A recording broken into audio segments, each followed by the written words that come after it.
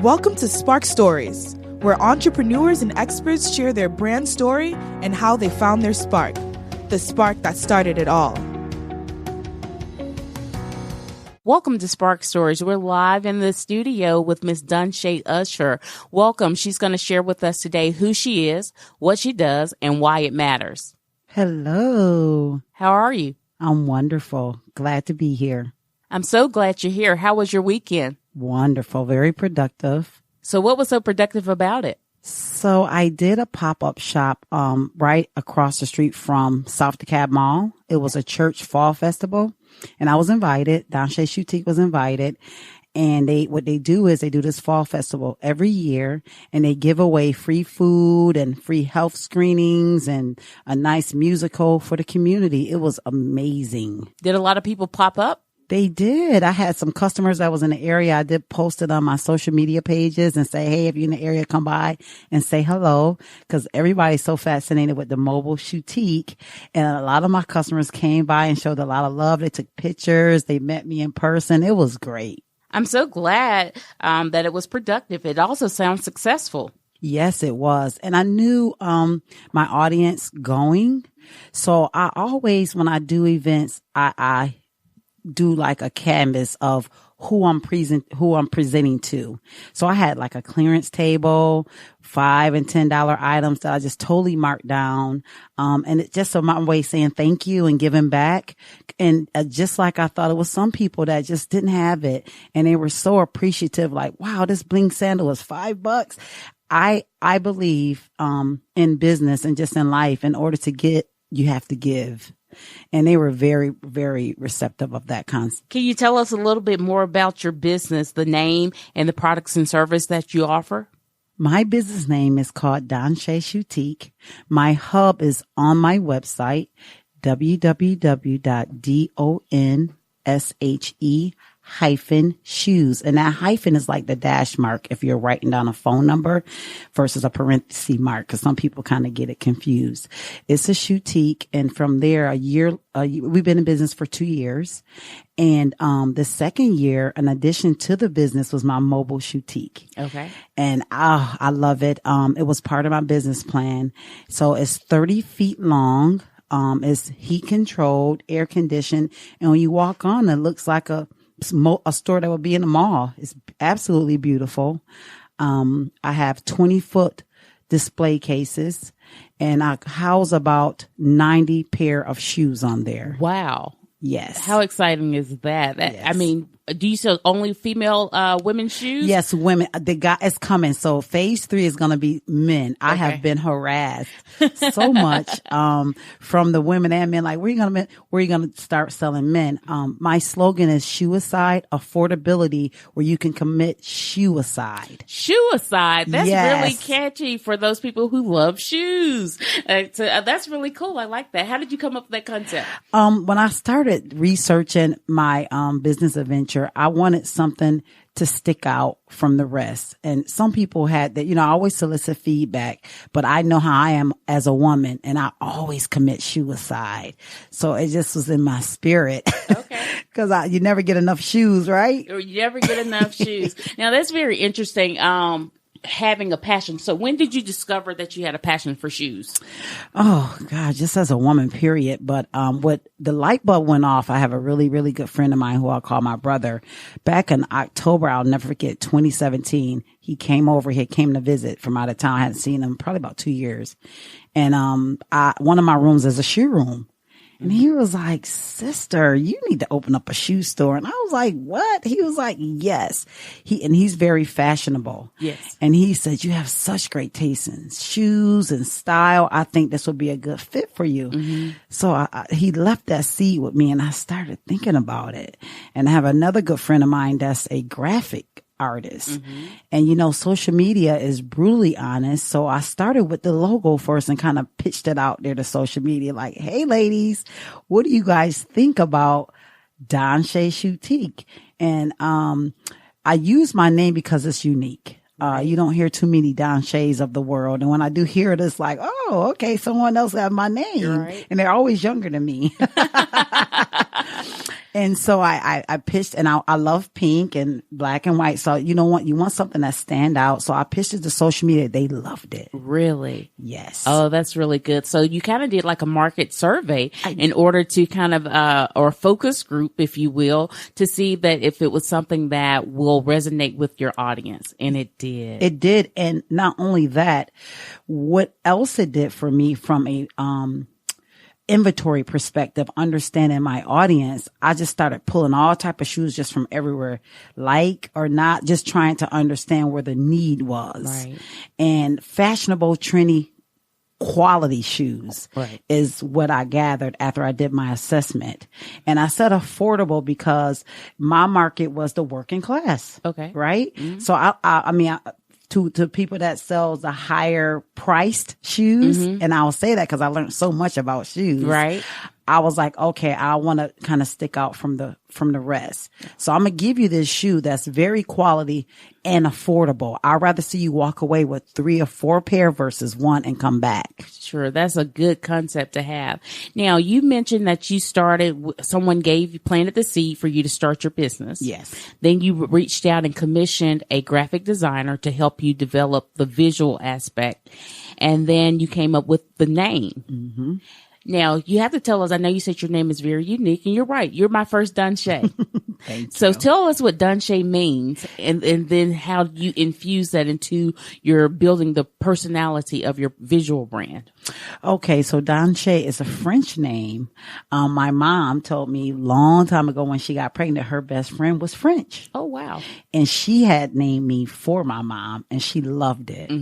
How I infused that with my brand, because again, it is unique just when you say Donsh versus a Kimberly. Not that there is anything wrong with a Kimberly, but a Donsh is like, it leaves an impression on you when you speak it or say it. Sure. So I infuse it with my brand so you won't forget me. Right. Very good. Very good. And you also talked a little bit about your target audience and working. How do you connect with the women who purchase your shoes? Social media. Listen. Technology is amazing. It has brought us so far. It's free. And it has been the platform of Donsh Shoetique.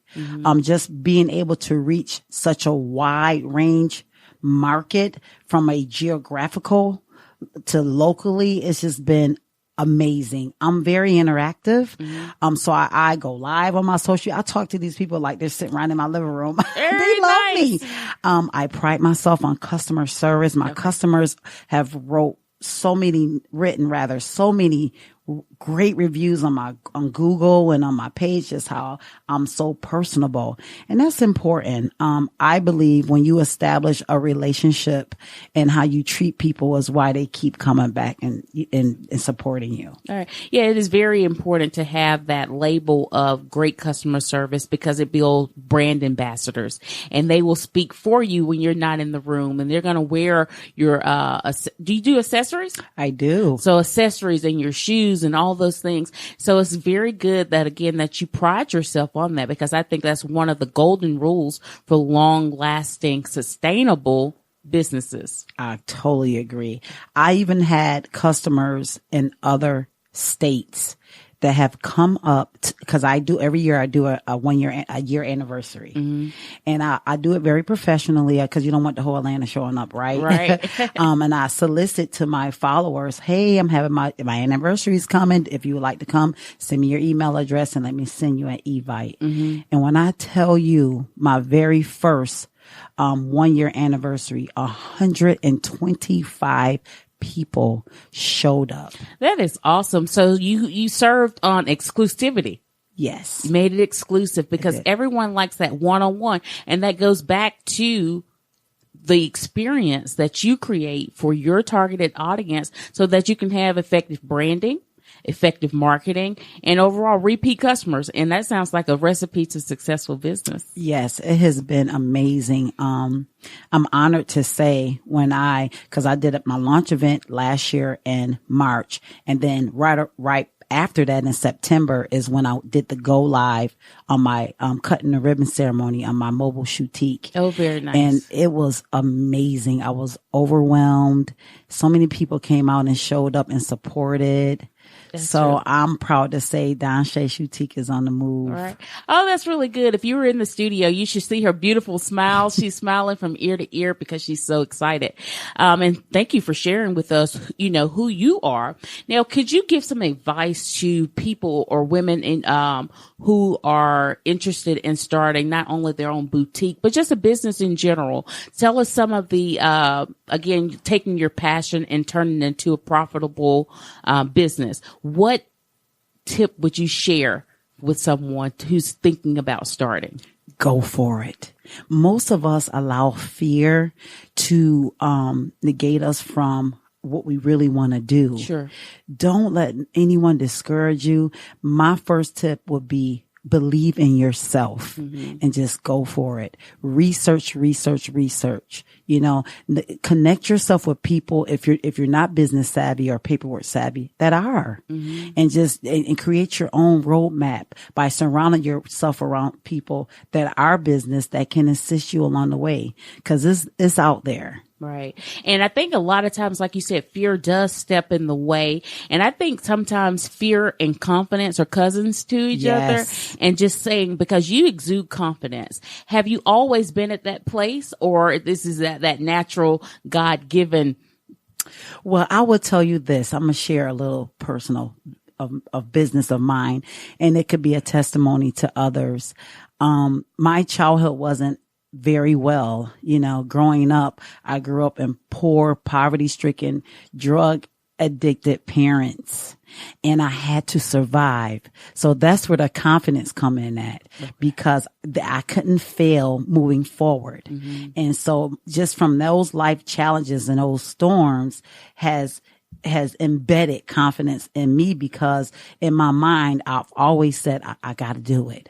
And so I always, when I talk to my son, I tell him, whatever you put your mind to, trust me, that is a true statement. I'm living it. So that's where the confidence comes from, me telling myself and believing in me. Hey, you can do this. Even young with a kid at 14. Wow. Okay. I have overcame so many challenges. So my experience is where I reap confidence, just because I've had to buckle down and I've had to do it alone with me and God. Right. What an awesome story. And I'm glad that you're an overcomer. Yes. You're an overcomer, and you've been able to be successful in your professional and in your personal life. And I really admire that about your story. And again, just sharing with our audience, again, how are you finding that spark, that what keeps you going, and how you can encourage and uplift other females or female entrepreneurs to either come into your industry or to stay or start their own. And I like that you gave the advice of do your research. I think that is the first step in building a strong brand, building a strong business. Who are your competitors? And I don't like to use the word competitors, because there's enough room out there for all of us. Once you identify who your market is and who you're targeting, there are many seats at the table. Yes. I agree with that. Many seats at the table. So there are not a lot of mobile shoe stores. So you are setting the pace of innovation within your market. I am the only one here in Atlanta with it. People, whenever I do events, it always leads to 4 or 5 more bookings, because they get on it and it's like, wow. So again, I'm going to go back to when you're following your dreams, research. I wrote this in my business plan when I first remember. This is my second year. Wow. Okay. March will make 3rd year. I did the mobile store a year later, and that was a big leap of faith. Trust me, it was, but it was a need for it, because when I did my research, it was not, I was trying to, and think about, money. Okay. So I'm a money manager, and I didn't want to brick a mortar, because I'm like, that's expensive. Those are expenses. I don't want to be locked into a 5-year lease, not making the revenue, because that could make or break you. So when I started thinking about from the mobile aspect, okay, so how can I be efficient, cut costs, and continue to make money? Right. And still sell shoes at affordability. Mobile is paid for, is mine. Guess what cost? The cost for me to keep it going is gas. Oh, wow.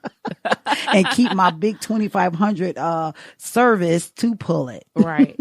Very, very, very good. But what type of events would you use a mobile? Oh, I have done some great events. I've done church. Next weekend, I'll be at the Tuskegee Morehouse game. I'm doing Fountain City Classic in November. I've done personal shoe parties, personal pop-up shops. Okay. So it has been very interesting. And it's funny because people always ask me, so where are you going to be at next week, on a corner somewhere? I'm like, well, no, I use this again. This is phase 2 as an addition to the website. The website is the hub. So what I tend to do is keep all the new arrivals and the best on the mobile store. Sure. Right. And when I do an event, that's what I bring with me. So if we're looking for the mobile, where can we find you? Only at isolated events, or do you just do pop-ups? Okay. So when I do them like I did the community in Decatur, we were parked right across the street in the Rosie's Plaza. I'll post them on my website. And if you go to pop up, it'll tell you where I'm gonna be at. Okay. And I promise you, this is just God given talent, because before, when I did the mobile store, I like I said, I go live and talk to my people like they're right here in front of me. I'm like, okay, guys, this is where I'm gonna be. And people come, and it makes me feel so good, because one lady came, was like, girl, I seen that flash on your Facebook. I did a U-turn in the middle of downtown. I had to come meet Donsh and Shoetique. You was too close to me. Right. Cause people want to meet me because I'm so personable. Sure. And even Saturday, one of my customers, she did a whole video. Wow. I looked at my social media page like, oh, Orinthia Speaks. She did a whole video. Like, I met Donsh in person. She raved about how my mobile Shoetique looks so much better in person. And she took photos on the inside and outside, showed me shopping. She did like, cameos, like pictures of me. I thought was amazing. I didn't even know she was taking pictures. She got pictures of me checking people out. In action, live in action. Yeah, it was amazing. Okay. So you've been in business for almost approaching 3 years. What was your career before Donsh Boutique? So I am an account manager in workers' comp, which I'm a nurse by trade, and I got into the workman's comp arena by me having such an extensive medical background. So that's my life. I'm a people person. I deal with people all day, every day, from all retrospects of the world. So that's what I do. Okay. So again, can you give us some advice for someone who has a full-time career and they have a passion and they have a hobby, that transition phase, what that kind of look like for you? Yes. So I will tell you this, it's working 2 jobs. I'm going to be honest. It's hard work, but when it's yours, you're willing to do whatever it takes and how much time to put in. It's days when I have to do inventory that I get off from working 8 hours a day, talking and dealing and managing with people all day. And it's like, okay, time to shut that hat off and turn on Donsh, Shoetique. It's impossible to juggle both throughout the day, because my day job is very demanding. But I will tell you, for me, because of the passion and my Shoetique is my baby. I've been nights I've been up to 1 or 2 or 3 o'clock in the morning, not even realizing, just cause, off adrenaline, because it's personal. This is mine. Yes. And it gotta get done. So you don't second guess. Oh, like when you're working, time to go home. Right. Let's say, when is lunch? Right. When is lunch? Right. So I'll say just time management, and be willing to put the work in, and know there is a light at the end of the tunnel. Definitely. Cause I'm not even paying myself now.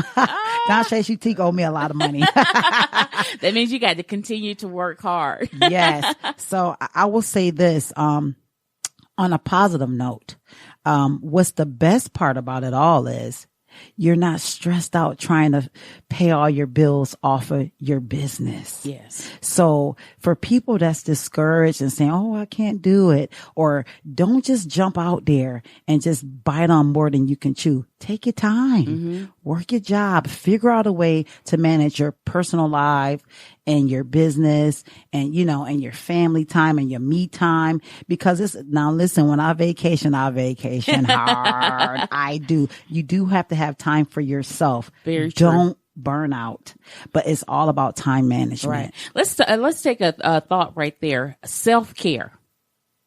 A lot of women are wearing multiple hats, raising families, in their careers, community leaders.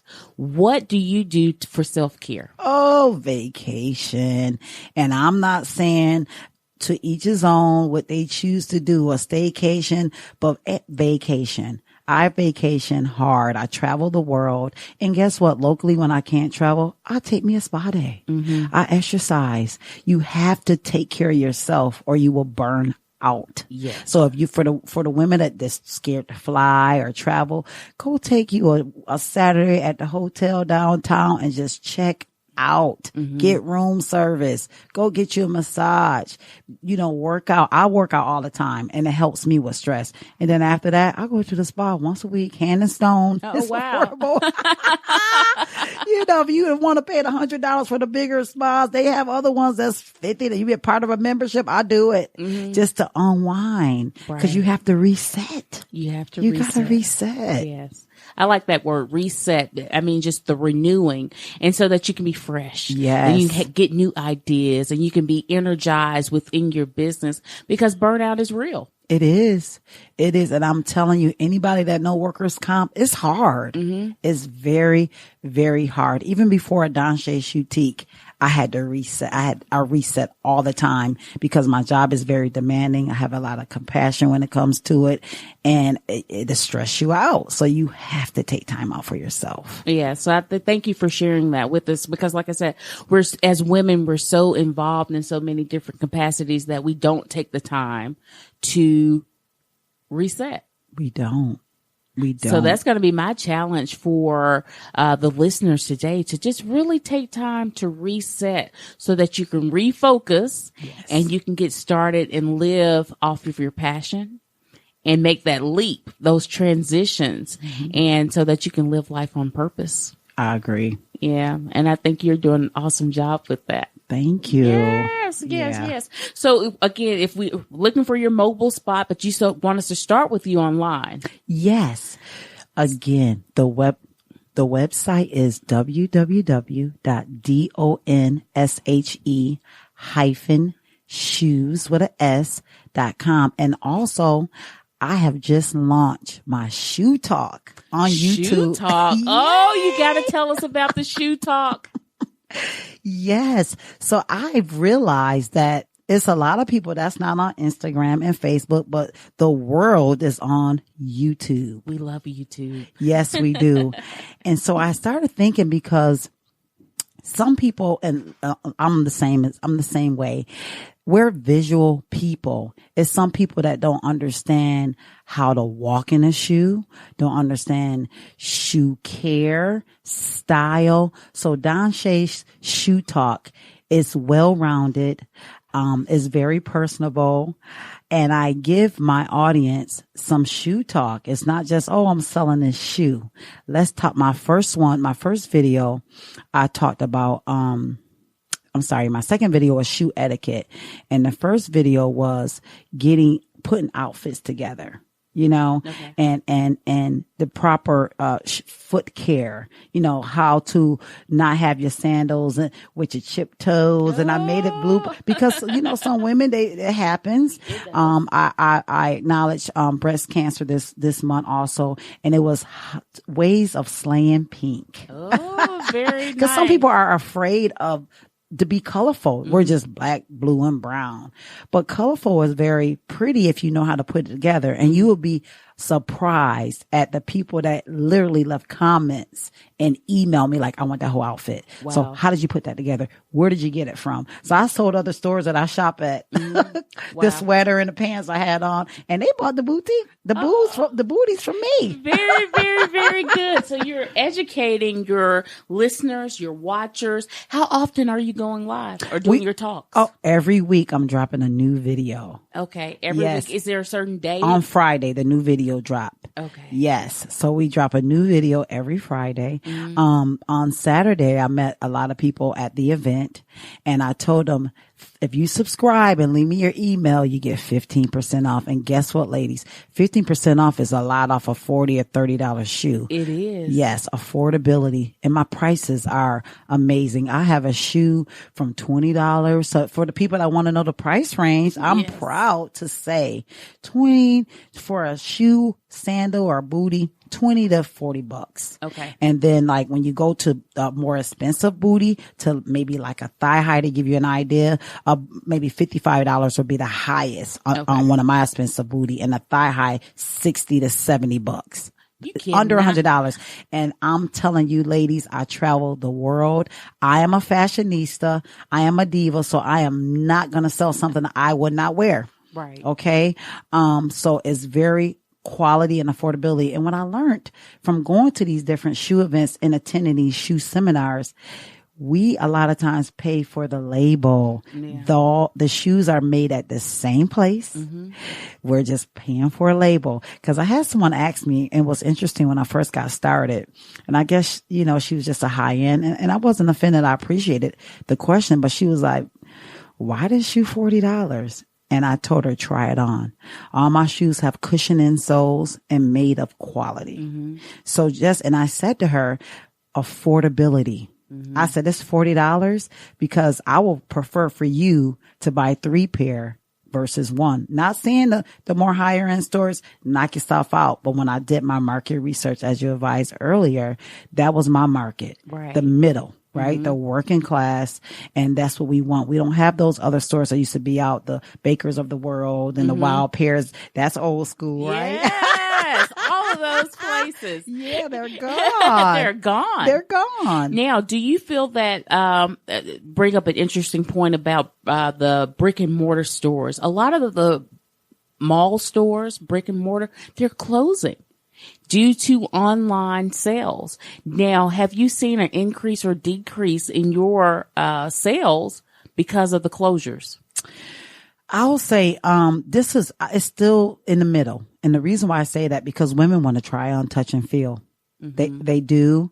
So I'll say I'm still in the middle. It just depends on what's going on. I will say, for an example, school time. Yes. August sales went whoop. But I already knew, and I expected that, because people are getting ready for school. Right. School, getting their children together. And so again, you just got to understand and be very in tune with your market and your business. Yeah. Cause that's very interesting. I love shopping as well. And I enjoy going into the store. And like you said, that therapy of trying the shoe on, does this fit? And I was like, I cannot believe that major stores are closing their doors because of online sales, and you just can't get the experience. I know. Well, I'll say this about Donsh Shoetique. What I do offer for the people that's locally, they can schedule a private fitting to get on the mobile Shoetique. And you would be surprised. I have people come far. Our mobile Shoetique is currently located in McDonough. And, like we drive to the outlets. Yes. Hey, these women, they come and they bring their mother, sister, cousins. Wow. And it's interesting because, I did a carnival in Riverdale back a couple months ago. So the lady next to me was selling like snow cones, and she was like, I need to get in here to see what in the world are you selling and selling so much up. I see shoes, but she said, everybody coming out with bags and stuff.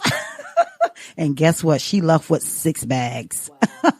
So again, it's the personalism, and the women, ladies, email me and say, hey, Donsh, go on the website, because I understand I have strange and weird feet. And then once you come for that one time, I can advise you, hey, this shoe is not good for you. You know, I looking at your feet. If I don't know feet, I can't sell a shoe. But I have the women that come and I pull the store out and pull the generators out and we plug in and we have fun. Wow. So that's really interesting. I don't think a lot of people are aware that they can have custom fitted shoes and getting the proper fit. So everything is not, off the rack ready. Right. So you have to find that special shoe that really works for you. So we can come to your site, schedule a consultation. Yes. And you would measure our feet for proper size and proper fit and width. Awesome. Yes. That is really good. So tell us, how can we find you again on the web and on social media? Okay. So we'll start with IG. Is Donsh Shoetique, just like it's spelled. Donsh Shoetique. Everyone know how to spell Donsh Shoetique. I'm going to spell it for you. And if you don't know what IG is, that is Instagram. Okay. Instagram. We're on Twitter, Donsh Shoetique, and Facebook. I have 2 pages. Is Donsh Shoetique, but you have to separate. Is Donsh and then Shoetique. Now, one is you just click and follow. That's the business page. And the other one is a preview page, which is always full. Right. But still, request me because people fall off sometimes and I could just add you on. Now that preview page stayed full because again, I'll go live. We are visual people. I'll try the shoe on because I have people that ship worldwide. Okay. And they love it. They like, because the photos sometimes don't do well for the actual merchandise. Sure. So I try it on and I'm talking to you and I'm modeling it inside the Shoetique. So that's why people like to stay on that page.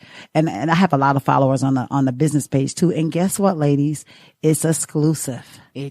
So yes. So I don't restock and I don't overstock. Okay. And my sizes is from 6 to 11 and 12 to 16 is special order. I have a few companies that do cater to that class of women. You know, I don't keep them in stock because I can open stock order one, which is awesome, right? So I won't be sitting on these sizes I can't get rid of. Right. I will assure you that I will say this to you. Please follow. When I say almost sold out a pre-order, I'm suggesting that because people really pre-order. I remember when I first started telling that my audience, like, okay, you might want to pre-order this because it's going to sell fast. I think they thought it was a marketing piece, which is brilliant. Right. But it was the truth. And then I started getting feedback like, oh, it's really gone. I'm like, yeah, I might have had 6 tens. Right. Right. Because like I said, I don't overstock. I can't just call the shoe supplier and say, oh, give me a case of 10s. No, one case will come with 1 6, 1 6.5, 1 7, 1 7.5, 2 8s, 2 9s, 2 10s, and 1 11. So how did they develop that formula? So what if you do need those specialty sizes? You have to do a request? No, you just have to order more of that style. Wow. Yes. And so you have the bigger stores that do it, but I like to do exclusive because women like exclusive. Yes. They're like, oh, so everybody that's going to be walking around with my, and I don't restock it. I move on to the, and what it does for me from a marketing perspective, it keeps you interested. Yes. I'm steadily adding things every week because I'm steadily turning over that exclusive piece that's gone. Okay. It's time to move on.